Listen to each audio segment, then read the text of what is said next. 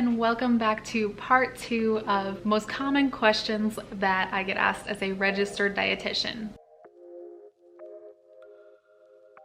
Hello to those of you who are new to my channel. My name is Katie, a registered dietitian and personal trainer, and it is my personal goal to help you build confidence and balance in your food and fitness journey without deprivation. So today's episode is part 2 of a 2-part series. I am talking all about the common questions that I get asked from clients, friends, strangers, family, etc., etc. This is 5 through 10 of the most common questions that I get asked. If you would like to see certain questions be answered on next Wellness Wednesday, then please leave some questions for me in the comment section below. I always love hearing from you, so please don't feel too shy to comment. I love connecting with you guys and talking and answering all your questions. All right, so let's hop straight into it. The next question that I commonly get asked, number 6, is how should I structure my meals and exercise, and how do I plan my meals around my exercise, vice versa. This is a common question since I am both a dietitian and personal trainer, so I combine the two quite often. I like to go with the rule of thumb that 4 to 6 meals is probably your best bet to keep your blood sugar levels steady and to fuel your lifestyle. No matter what you do,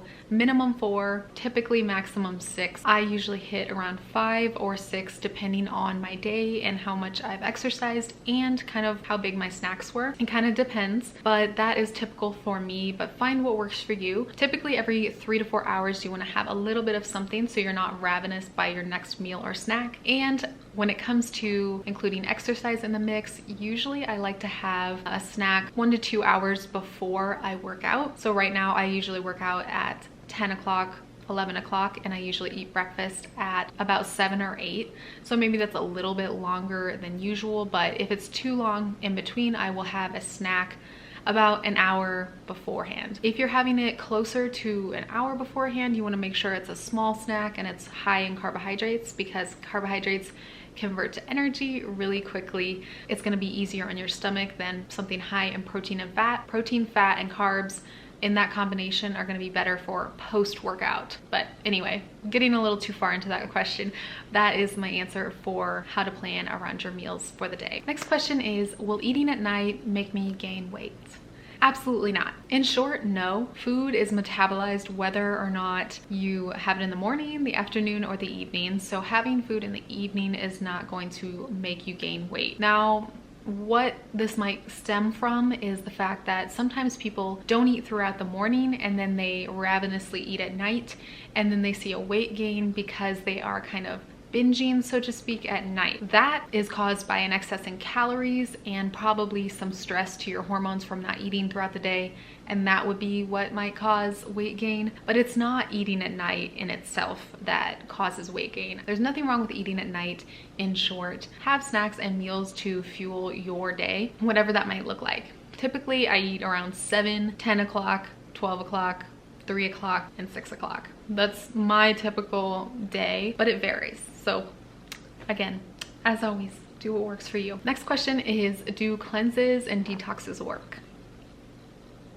You guessed it. No. So the only thing that a detox or a cleanse might do is serve as a diuretic, which means you're going to pee and maybe even poop a lot more, and this will cause your body to do what it already does for you, which is excrete waste through, number 1 and number 2. Your kidneys excrete excess waste from protein, break it down in your kidneys, and then excrete it in your pee.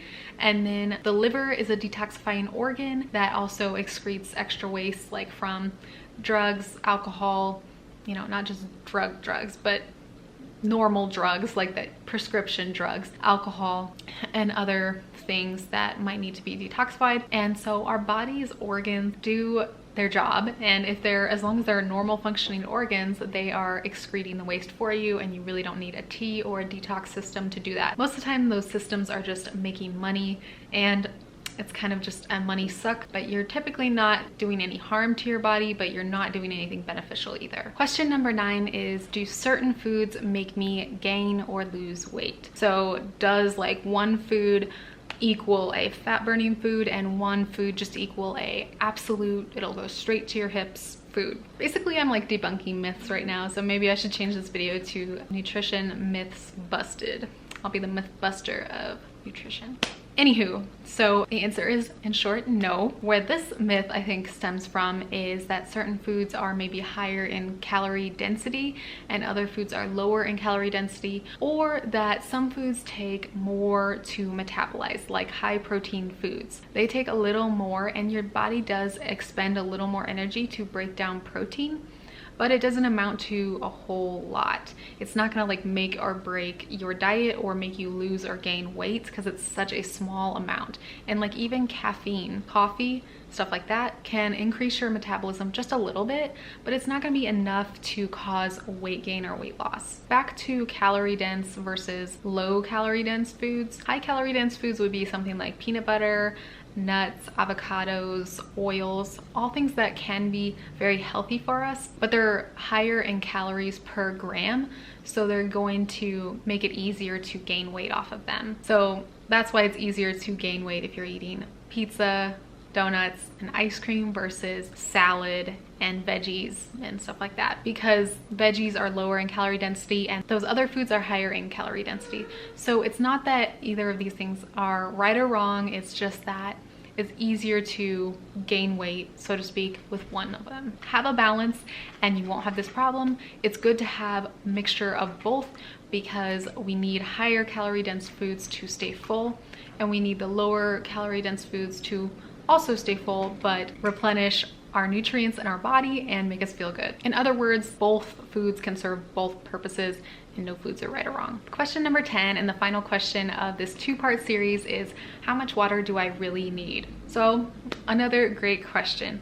This can vary person to person, but typically it's half your weight in ounces. That's how many ounces you should be having for water each day. This can give or take based on how athletic you are, how often you exercise, and the climate that you're in. So if you're in a dry climate or a climate that is really hot, then you might need more water than the average person. So really the best way to tell is through your urine. If your urine is a light pale yellow, then you are adequately hydrated. But if it's really dark, then you might be dehydrated. So have another glass of water and then kind of reassess later. I hope that you loved this series. Let me know by hitting the like button if you liked it and comment below what questions you'd like to see in the future.